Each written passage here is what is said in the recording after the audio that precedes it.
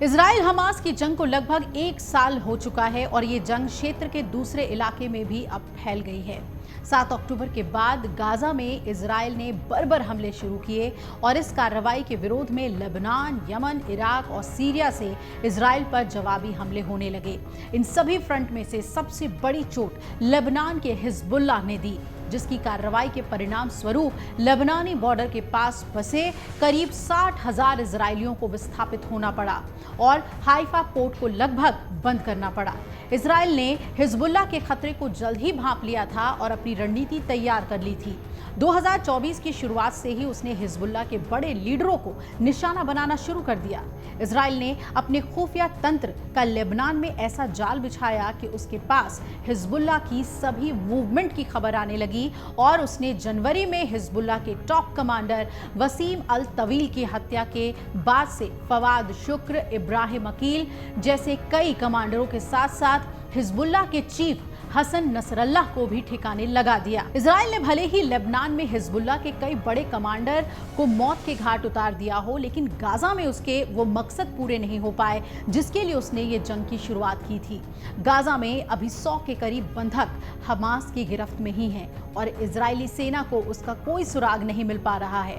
अब सवाल ये है कि आखिर इजराइल की खुफिया एजेंसियां लेबनान में कैसे कामयाब हो रही हैं और गाजा को पूरी तरह तबाह करने के बाद उनके हाथ बंधक क्यों नहीं लग पाए हैं। लेबनान में इजराइल के मुखबिरों और इंटेलिजेंस के नेटवर्क को समझने के लिए हमें आज से करीब 44 साल पहले जाना होगा। 1975 के दशक में लेबनान में गृह युद्ध छिड़ गया था और इस युद्ध में कई मिलिशिया लेबनान सेना के साथ साथ आपस में भी लड़ रहे थे। पूरे 15 साल तक चले इस लड़ाई में हिजबुल्लाह ने कई सुन्नी और ईसाई गुटों को लेबनान में धूल चटा दी और बड़े पैमाने पर कत्लेआम कर लेबनान में अपनी स्थिति मजबूत की। देखते ही देखते हिजबुल्लाह ने खुद का एक मिलिशिया के साथ साथ पॉलिटिकल पार्टी और सामाजिक संगठन के रूप में भी विस्तार किया और वो लेबनान की सरकार में दखल रखने लगा।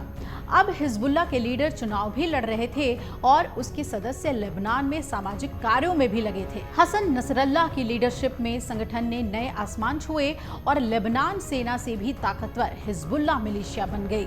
इस बात से इनकार नहीं किया जा सकता कि इसमें सारा योगदान हसन नसरल्लाह का ही नहीं बल्कि ईरान का भी है। हिजबुल्लाह लड़ाकों के हमलों से परेशान होकर साल 2000 में इजराइल सेना ने लेबनान के उन हिस्सों से कब्जा छोड़ दिया जहां वो 1978 से बने हुए थे।